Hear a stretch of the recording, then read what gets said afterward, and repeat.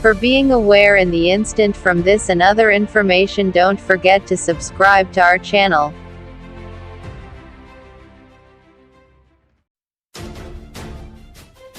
Credit Suisse's chief executive Tidjane Thiam has resigned amid a power struggle which followed a spying scandal at the bank. Mr. Thiam is stepping down after 5 years at the Swiss bank just months after it emerged two former employees had been placed under surveillance. The board backed chairman Urs Rohner for leading it commendably during this turbulent time. Mr. Thiam said he did not know the spying was taking place. The surveillance scandal initially came to light in September when a probe found the bank's former chief operating officer Pierre-Olivier Bouée had hired private detectives to track its former head of wealth management Iqbal Khan. Credit Suisse later admitted its former human resources head Peter Goerke had also been tailed, prompting an investigation by Swiss financial watchdog FINMA. The bank's board unanimously accepted Mr. Thiam's resignation on Friday. He will leave on the 14th of February. Mr. Thiam is being replaced by Thomas Gottstein, who is head of the bank's Swiss business. In a statement, Mr. Thiam said, "I had no knowledge of the observation of two former colleagues. It undoubtedly disturbed Credit Suisse and caused anxiety and hurt. I regret that this happened and it should never have taken place." Relations between the chief executive and chairman Urs Rohner had been increasingly strained following the scandal.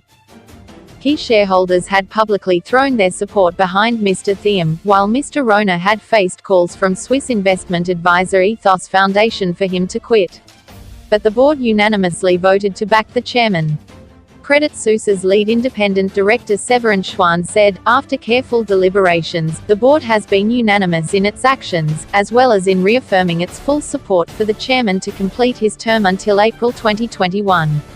The spying scandal, which involved Iqbal Khan, Credit Suisse's former head of wealth management, being chased through the streets of Zurich, rocked the rather staid world of Swiss banking, overshadowing Tidjane Thiam's attempts to overhaul the bank.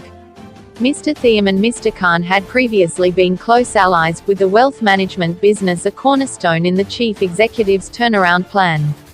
He pivoted the bank away from riskier trading activities, stabilizing revenue.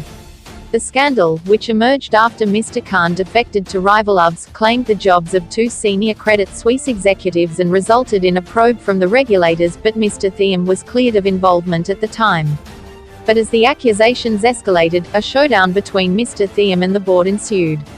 Urs Rohner triumphed. The man responsible for appointing Mr. Thiam also determined his departure.